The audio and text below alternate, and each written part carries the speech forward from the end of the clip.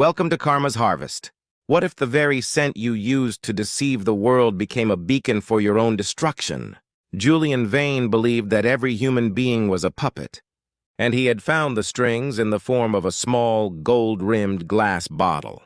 Have you ever felt the sting of being manipulated by someone who seemed to have an unnatural charm? Julian's essence of command wasn't just a perfume. It was a promise of power that cost $5,000 a bottle. And the secret ingredient was a lie that would eventually hunt him down. Julian was a man who lived in the reflected glow of other people's insecurities. He didn't just sell fragrance, he sold the illusion of control, claiming his formula contained rare pheromones that could bypass human willpower. To the lonely, the ambitious, and the desperate, Julian was a god. But behind the velvet curtains of his boutique, Julian laughed at his sheep.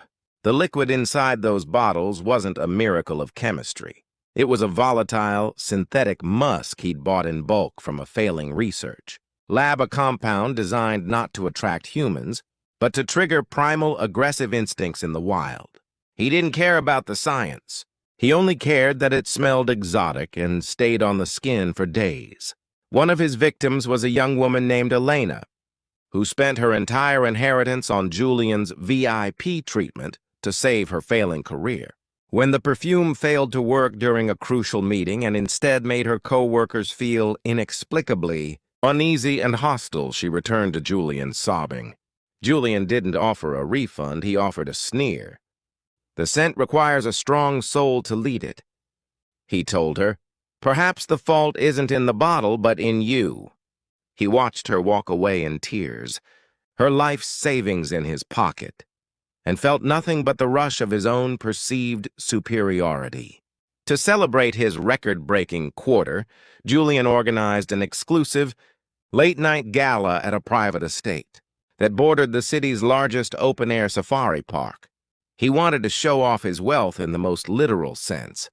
Surrounding himself with the social elite, he spent his days scamming. To ensure he was the center of attention, Julian did something he rarely did. He drenched himself in his own essence of command. He wanted to smell like a king.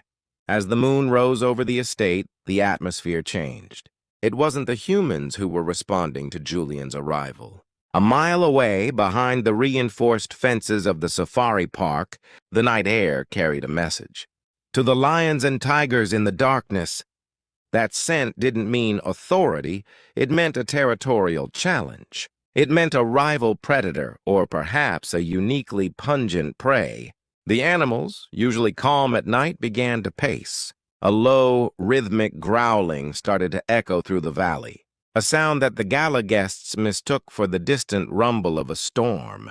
Julian stood on the edge of the terrace, a glass of vintage champagne in one hand, basking in the cool breeze that blew directly from the park toward the estate. He felt invincible. He felt like the master of all he surveyed. But as the wind picked up, a terrifying realization began to dawn on the security staff. The storm wasn't coming from the sky. It was coming from the shadows just beyond the perimeter. Suddenly, the night was pierced by a sound that silenced the music and the laughter, a roar so primal it seemed to vibrate in the very bones of everyone present. Julian's smile vanished. He noticed that the house pets, the guard dogs, and the guests' lapdogs weren't cowering. They were baring their teeth at him. The very pheromones he had touted as a tool for attraction were now acting as a biological beacon for every carnivore within a 5-mile radius. The fences were strong, but the animals were frantic, driven by a chemical rage Julian had bottled for profit. He turned to run back inside, but the guests, gripped by an instinctive, inexplicable repulsion toward his scent, stepped away from him, blocking the doors. He was a man who had spent his life pushing people away with his arrogance, and now they were pushing back. He was trapped on the terrace, and the sounds of heavy paws hitting the earth were getting closer. What happened when the first shadow cleared the fence? And who was the only person standing by the gate with the power to let Julian interleave him to the harvest he had sown? The scent of betrayal is a hard thing to wash off. and Julian Vane was about to find out that some debts are paid in flesh and bone.